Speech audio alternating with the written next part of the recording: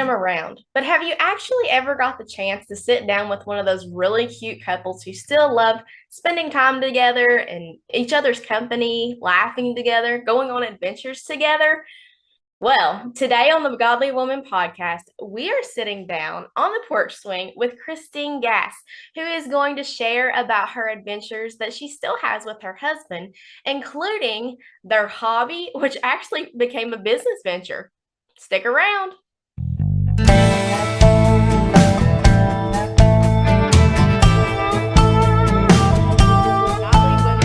Internet. Welcome. I am KristeNicole, and I'm so glad that you're tuning in today. If this is your first time here, you are listening to the Godly Woman podcast, where we hang out on the virtual porch swing and encourage women to walk in faith with the Heavenly Father in whatever season of life they find themselves in.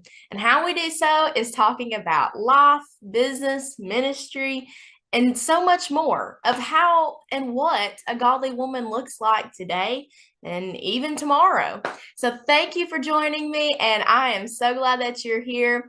Be sure to hit subscribe from wherever you're watching so that you get notification every time we go live or launch something new. Also, be sure to head over to the website, www.KristeNicoleENT.com, and to sign up for the newsletters, because you just never know what I'm going to be into next or be releasing out for you all.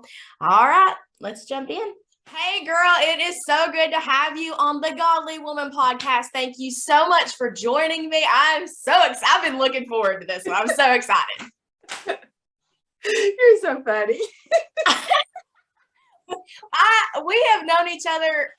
I don't even know how long we've known each other, but we've just been sisters like since the moment we met. I mean, it was instant.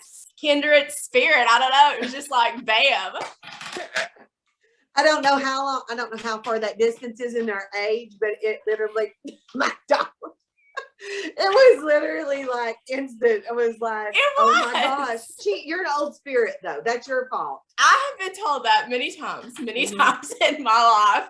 But I got to know you, and you're just such a joy to be around. You always have a hug for me, even if you have no idea what my morning looks like. We were just talking about coffee, and my lack of.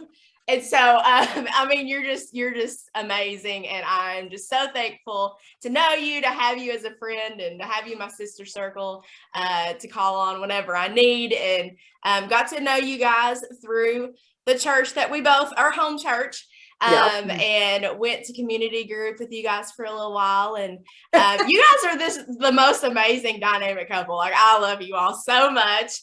Yeah, that was not always the case. So y'all made it look really good. So.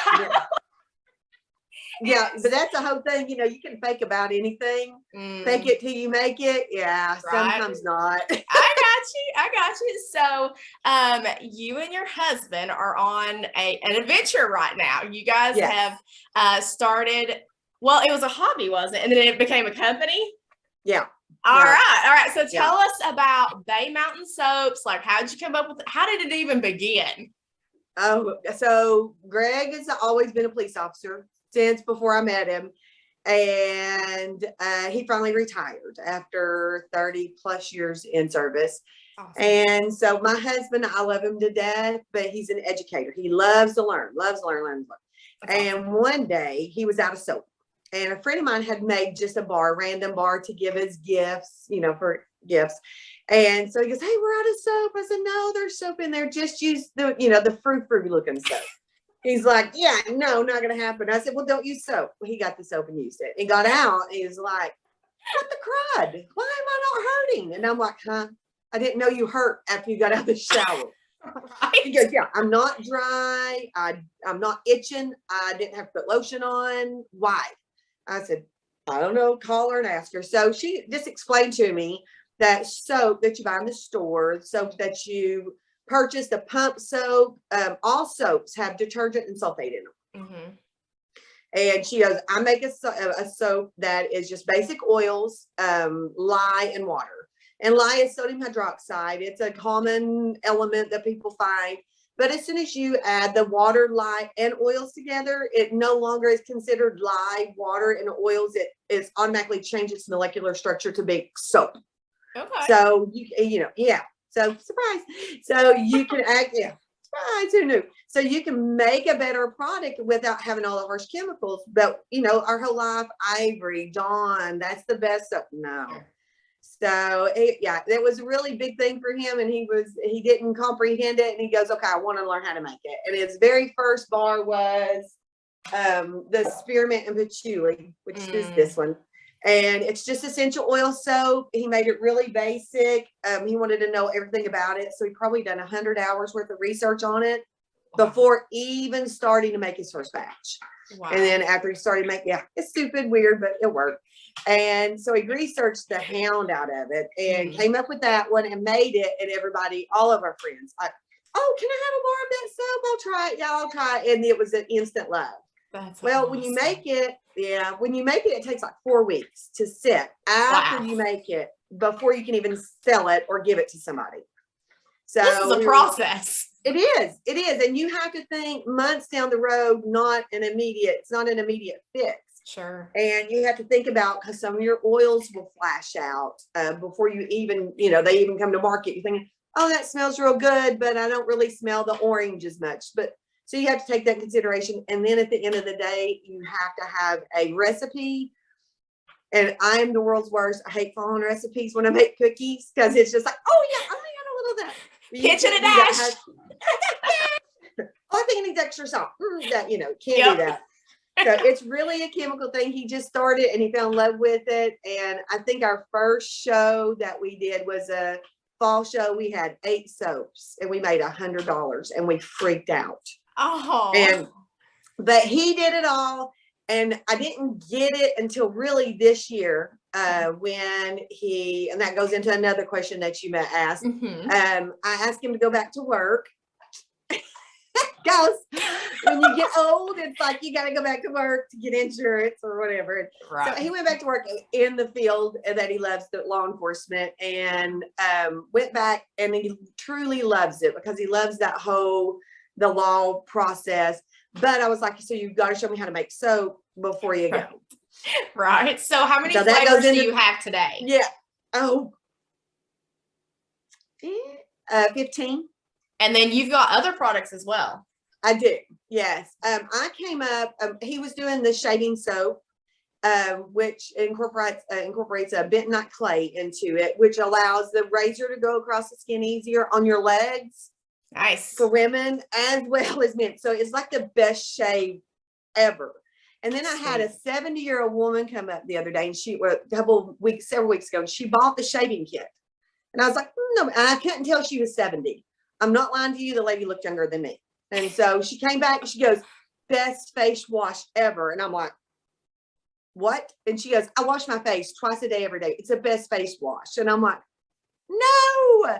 She goes, it's perfect. Oh, wow. I don't tell people what to do with their business. But she really loved it. Right. And so it's just, it's rolled over beard balm and beard oil. And my favorite still to this day is the peppermint. Me too. Oh my goodness. Yes. It smells amazing. It makes your skin feel amazing. And it makes you feel amazing. It's wonderful. It's calming. Yes. People say, oh, peppermint jazzes you up. No, it don't. No. I think everybody has their own jive with, like patchouli. Patchouli is very offensive to a lot of people, including myself when I first smelled it. And now it's my EO go-to, but I don't use the soap. I still use my peppermint soap, right. But I use it. Yeah. So, and a lot of people ask, well, what essential oils do you use? And so that gets into a whole nother, because some people, oh, I love this brand. I love that brand. And we just stick with a good generic across the board brand that works well for our soap, because at the end of the day, you have a recipe to follow, and each batch contains about 2 ounces of essential oil. Wow. And so certain companies, I'm paying $50, $60 for 1 ounce. You can't make soap. I can't make soap that way. So I get a good company that is across the board, that is very reliable, and their product is fantastic. Never had an issue with the product. So we don't change on the company because you get too many variables. So if you kind of keep it, you keep it all the same, you get a very consistent product. Sweet. So, I love it. So yeah. when he was like, the soap's great, you're like, here's your avenue, go for it. Did you ever imagine that it would be what it is today? No, never ever. Like I said, after he made that first batch and we had people come back and say, hey, I need some soap. And he was like, really? Okay, I think I have some, because we were just, doing it and storing it in our bedroom, to be honest. Right. Because like I said, 4 weeks it has to sit. 4 weeks. My goodness. So our oldest son moved out and went to college. Mm-hmm. And that allowed us, after that room kind of got cleared, it allowed us to taking it out of the bedroom and making a soap room and having a dedicated soap room, which was something another thing you don't expect that you think you'd ever need. But right. It's kind of been, it was not, it's nice because he was, as a police officer, telling everybody no his whole life.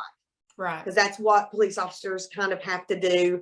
No, you can't do that. This is the law. You have to do that. So after going to no, I got it after he started letting me make the soap and selling it. And people were like, just let me tell you how life-changing your soap is. Oh, and then it caught fire. No, it's just soap. No. And then the other day, I kid you not, somebody goes, I need to tell you how thankful I am for you to be so responsible in making your soap. And I'm like, huh? And she's like, your soap, you take time with your soap and you care about your soap and you don't lie about your soap. And I'm like, okay. So it's odd, right. But when they come back and tell you, and oh my gosh, your hand balm. So I made a hand balm. Oh, that was another thing, another avenue which split into. And I made the hand balm. And when you have 50 and 60-year-old women coming back saying, oh my gosh, that hand balm is amazing, you're thinking, are you kidding me? Right? And yeah, I have to have 3 and 4 more of them. Well, I tell everybody approximate how long it should last. Sure. Just because you're an overuser is not my. Are you saying that the product's addictive? Yes, yes, they are. It might have a little addictive property to it. But the whole thing is, it goes just like back to him doing when he first started doing the soap. When they come back and say, I have tried everything to make my dry, ashy heels go away, and I did your product one time and it was gone instantly. Right. And it's like, and so you've helped somebody who's had a chronic problem their whole life. Just like the goat's milk soap, people will say, hey, that goat's milk soap, it really helped my blah, blah, blah. Right. I won't make claims. Just like we joke about the peppermint. Right. Girl, and everybody goes, what's your favorite soap? I say peppermint. They're like, I'm like, it's just, There's something about it. It is. It's like, oh my gosh. But everybody has that. Yeah, everybody has that aha moment. And I can't tell everybody what it is because when you pick it up, you're like, oh my gosh. I'm thinking you don't do that with your bar of soap that comes at the store. Yeah, you're just like, it's another bar, but this you're just like, oh yes. Yeah, it's awesome. So now we have people that come in once or twice a year and they buy their soap for the whole year. They'll buy 12 bars to do them the whole year. That's awesome. Yeah. That is awesome. So it makes you feel good. I mean, it absolutely. Kind of makes you feel good. They hunt you down and trying to get you, to get some more soap. And I'm like, we have a website. Yeah, no, that way if I can. But you guys are so awesome. They got to come see you. I know. It's kind of funny. It's kind of ha-ha, but. And you never know who we like to go to farmers markets. That's where we usually sell. It's just the Knoxville Farmers Market. It's a local venue. And of course, Knoxville's massive. You can look up the numbers and post how many, I don't know how many people live in Knoxville. Now we've had such a huge surge in people. Oh my goodness. Yes. From everywhere. And a couple weeks ago I was at market and a couple came up. I have a bad habit of talking to people like I've known them my whole life. And a couple comes up and I said, hey, how are y'all doing? And she's like, well, how are you? And so they stop and talk. And she goes, well, we just moved from California. And I'm like, oh, welcome to Knoxville. She goes, well, we live in the Corrington area. And I'm like, oh, even better. That's awesome. We went to church in Corrington and I was like, really? And so they ended up going to our church. Oh, you're kidding. No, awesome. You can't make this. You can't make stuff. See, we're trying not to finish each other's sentences. I'm sorry. Wait, no. We talked about that ahead in a bit. This is our I thing. was like, okay, I'm going to look for you. And she goes, we can't be there all the time because of his work. And I'm like, I'm here. Don't worry about it. And so I saw him last week and I was like, oh, how are you guys doing? And she was like, we were looking for you. So it was just kind of funny. And I introduced them to our pastor and our associate pastor and a couple other guys that were there. And just awesome. A great couple. But, you know, they're like, we just love Knoxville. We love this whole community. And I'm thinking, well, that's what, where we sell, the farmers market, that's what that market is for. It's under Knoxville, Nourish Knoxville farmers market. We do downtown Knoxville is the only place I prefer to go. But I realize we're a huge community, but when you do a farmers market, it shows you just how small your community can be. The intimacy, yeah, absolutely. Yes. And then how you can impact your market by meeting people like that who just moved or out of towners that are visiting, and you just want to tell them, hey, where do you want to eat? You know, right. I'd go down here. Yeah. I go to French Market Creperie, go to Stock and Barrel. And absolutely. Making that connection. So I'm a connecting kind of person. You are. That's one of the many things that I love about you. So Greg's like, okay, we're gonna, I'm gonna make some soap. So were you like, okay, you know, that's cool. And then you said this past year, you're like, well, show me how to do it because you're going back to work. So did it take that long for you to be like, oh no, we got to do this? Or was it like, you know, he's like, okay, no. Let's jump on. His business. No, his business, he started the business, like, you know, got the business license, the whole 9 yards, probably within the following year. Not the very first year, but the following year. And so he wanted to make it into a real business, which something we've never done before. A lot of people feel comfortable about just, you know, oh, I'll start this business. Oh, let me start this business. And that they don't have that. It's not a hindrance. It's just fluid for them. So for us, being a little older, it was a very big venture to go out on. And so he started the business. But like I said, he was retired. So he had that ability to make and produce and set it aside, let it sit, figure out what he wanted. And I left that all to him because I'm still working. I still have actually a real job. Right. And still to this day, I still have a job, but I set aside 4 hours a week to make soap, 4 or 5 hours a week to make the product, and then another 2 or 3 hours a week to get it marketed, ready to go to market. Right. So, and then how do you guys balance that? Like, how do you, like, you're still working, he's still working, you got soap, I mean, family. How do you guys balance all of that in the everything? In the between? Well, and because he showed me how to do it, so it's still his baby, and I'm not going to take it away from him because that creative all came out in him. But I was like, so this is the deal. I kind of think I want to do the soap. I think I can do it. That's my catchphrase. I think I can do it. Right. You know, I think I can cut your hair. I think I can color your hair. You know, I think I can give you a massage. I think. Right. I think I can drive to Florida and back by myself in 2 days. It's not a big deal. And so, yes, I'm poor. I'm bad. And he is the other side of me that kind of reins me in and say, Chris. You guys balance each other. He is bad. I think you told me today's your anniversary? It is. Happy anniversary. So how many years? 34. Oh, congratulations. Definitely something worth celebrating for sure. For sure. So tell us, in your wisdom of 34 years, what is something that you just love that you guys share in your marriage? That was so funny because when we were, I was looking, you had some questions to ask me and I was looking over them. I thought, what is, something you love? I'm thinking, we're one brain. We think of the exact same thing at the exact same time. And it's sad, but it's so true. But I think, again, that longevity of being married so long and, we wouldn't find other things funny with other people because we've not grown up with the other people. And, and because nowadays we do have a lot, we have people that have divorced and remarried and some that don't remarry. And the little old lady across the street, she's 80 and she goes, I was married for 10 long years. And I'm like, you're 80.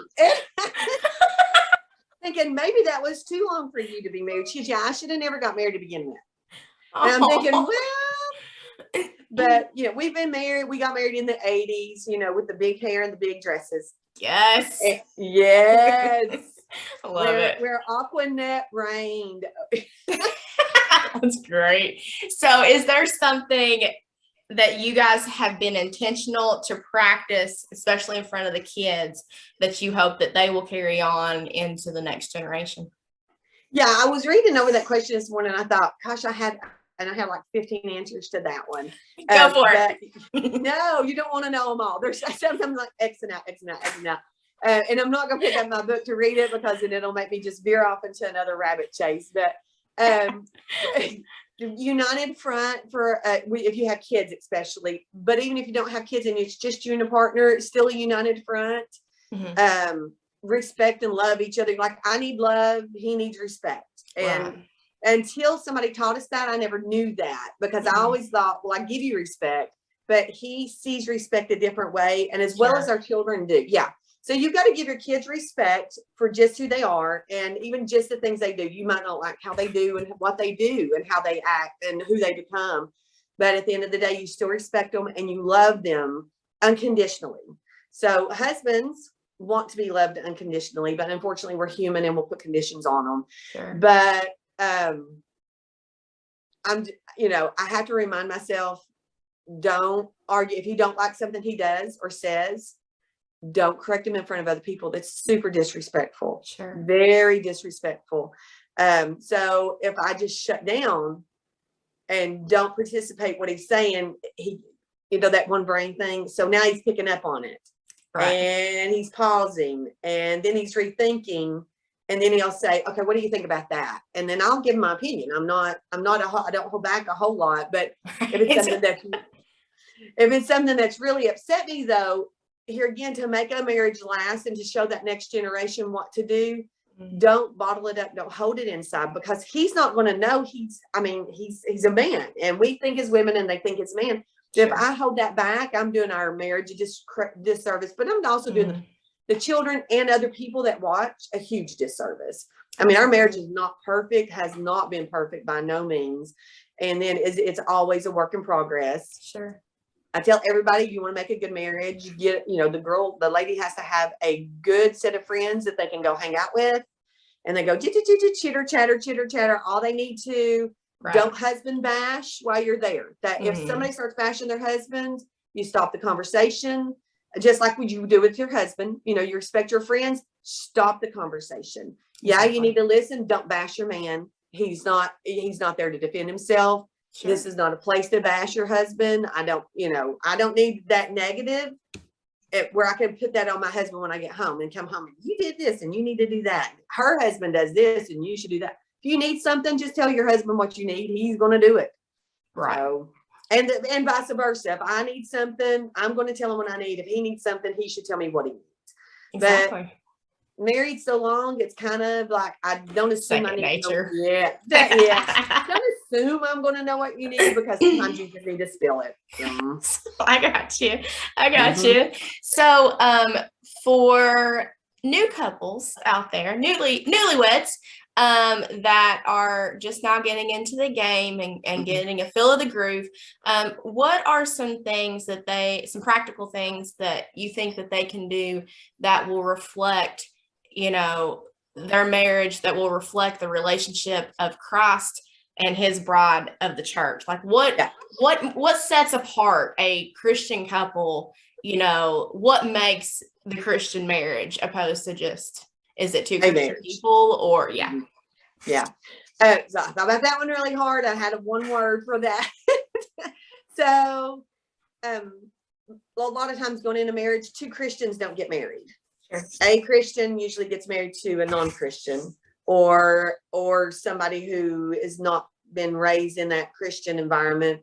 I was raised always in the church, had an amazing mother and an amazing grandmother.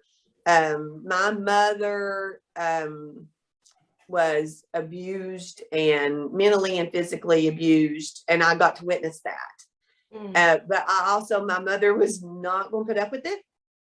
And so, you know, I told you, I don't say anything in the front and then, you know, in front of my husband and go back. But my mom wouldn't say anything, period. And so she sat there and took it. And so when she becomes strong enough emotionally, when she becomes strong enough, and I won't say financially, but she finally got out of the house and got a job. And so she felt more confident in herself. So when you have somebody who is like, I don't need my husband to love me. I love him to love me, but I don't need him to love me, because Christ loves me more than my husband could ever love me. Exactly. If those two people understood that before they got married, then get married, you have a recipe for a fantastic and an amazing relationship. But most of the time you only have one person coming in that relationship, and the other person is just a taker the whole time, because you already have somebody who's been given so much unconditional love. Right. And then you have a taker. So man or woman, it doesn't really matter. So if you can find out how to balance that out, would be better. But the answer to that is giving your first 10% of your tithe to Christ. It shows your commitment to Christ. So I told Greg, I said, so this is your business. You have to tithe for yourself. This one is first started. And he goes, well, how much do you think we're going to sell? I said, it doesn't matter. It's whatever God needs. And he's like, huh? I said, whatever God needs, that's how much you're going to sell. And so he comes in and he's purposefully making sure he gets his tithe, and he rolls it up, sets it to the side, and gives that first to God.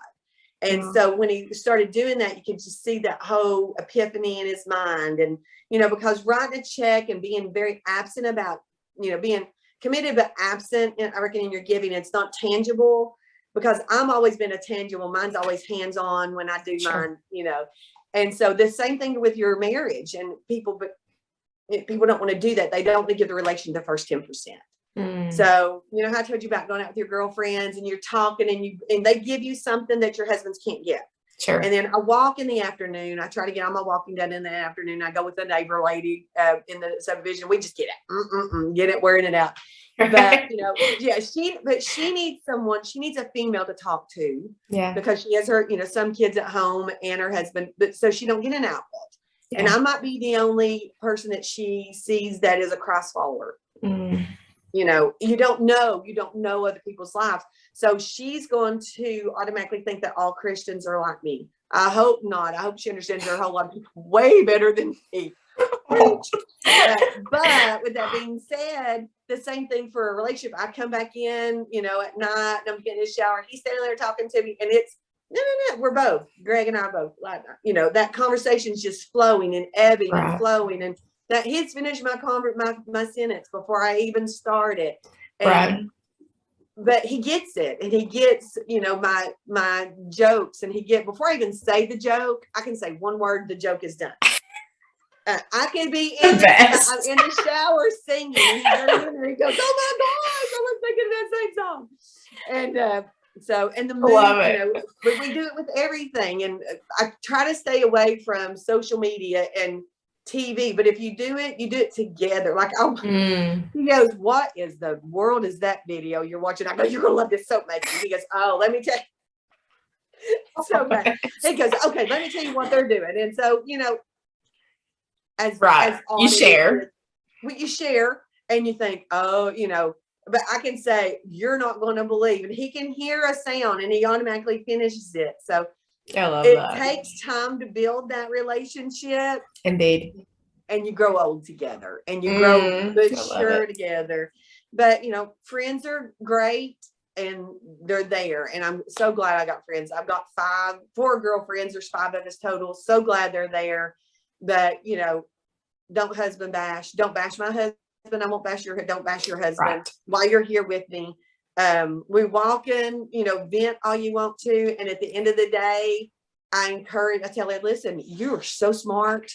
I mean, and she teaches me stuff, and she thinks, well, I'm just a dumb housewife who's never had a job. I'm like, girl, that is good. That is good. Right there's a good answer right there.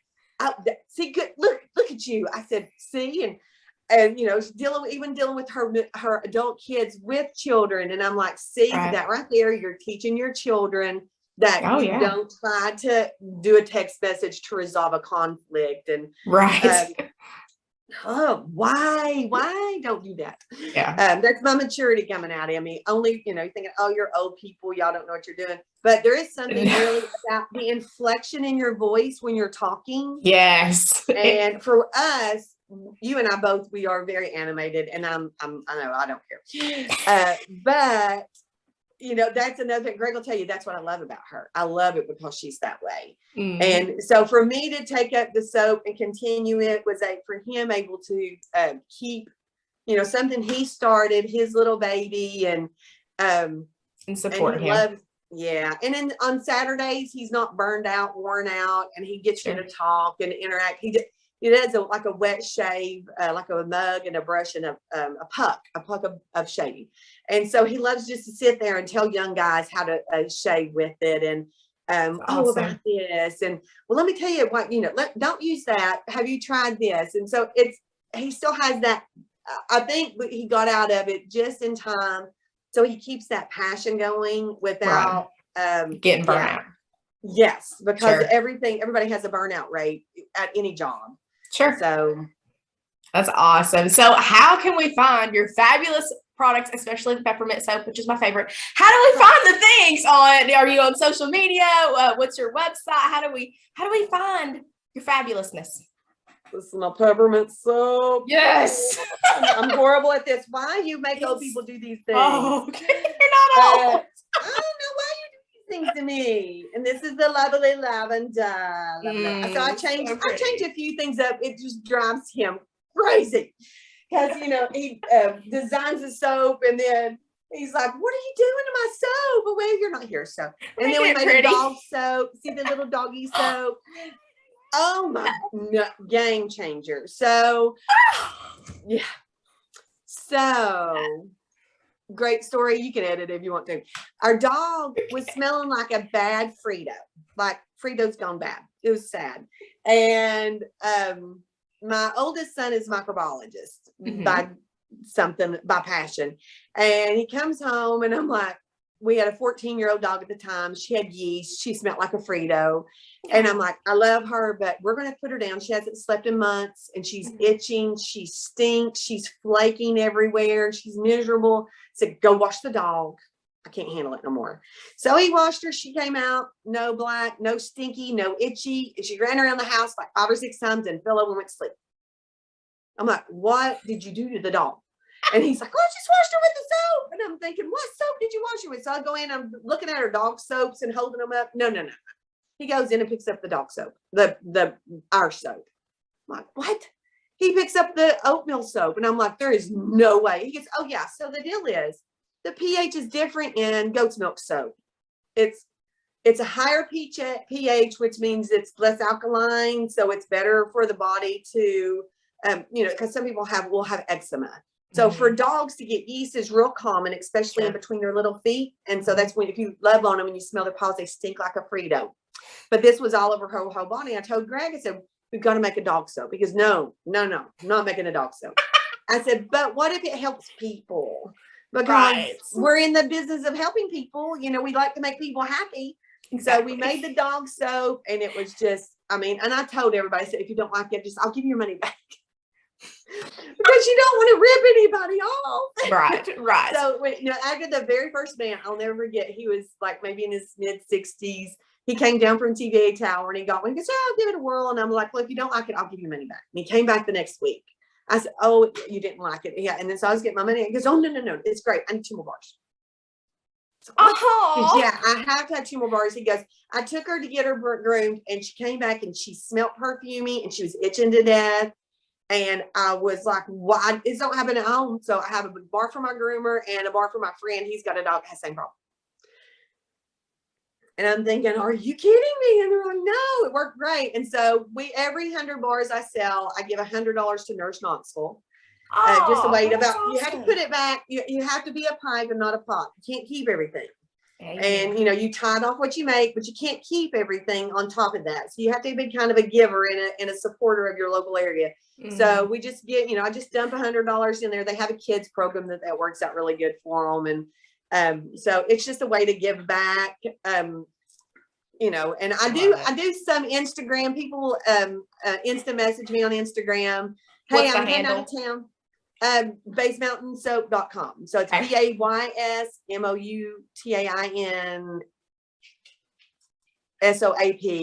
No S on it. I think it'll automatically pop up. The website's Okay. under the same thing. Okay. And and a lot of people say, "Oh, Christine, they'll message me off Facebook. Hey, Christine, I need some soap. Where are you going to be?"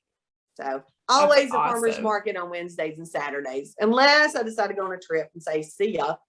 Absolutely. We will put all of that information in the description of the podcast and the YouTube video. So last question. I can't believe our time's already almost up. It's been so much fun. Last question. If you had a piece of advice for a godly woman in any season of life, what would it be? Oh, I wrote that one down. I forgot. I'm not going to look at that book. I'm not going to look at it. I'm not going to look at it. Love you so much. We always want to put ourselves first. That's so easy. I mean, and we should, don't get me wrong, we should, but you got to remember when you're married that you have two people in that relationship. So don't forget. I know that's not what I wrote down, but it is very true. Because I'm a very self-centered person. I'm not, but I kind of feel like I am a lot of times. But be respectful to yourself. Respect yourself, I think, very first. And I know a lot of people say that on, you can write a whole book on that, but really respect yourself and make your boundaries. Any season of life, I had my nieces for 9 years, and I said, make a bucket list. Make your list. And if a guy doesn't check off all those boxes of qualities that you're looking for, he's automatically out. And then if he does meet all those qualifications and he's not a deal breaker, and then you can go further into it. And it's the same thing here. I have priorities, and I have my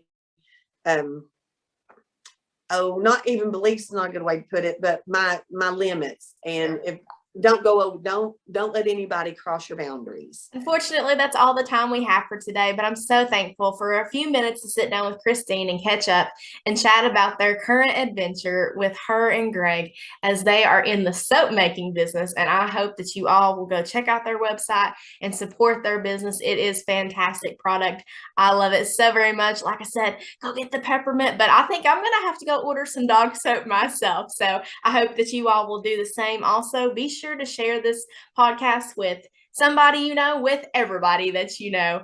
And remember, when you walk with Jesus, he will give you the strength to carry on. We'll see you next time. Bye. Oh, the power of a godly woman. You got the strength to carry on. We walk in faith with the Heavenly Father. We'll take your name.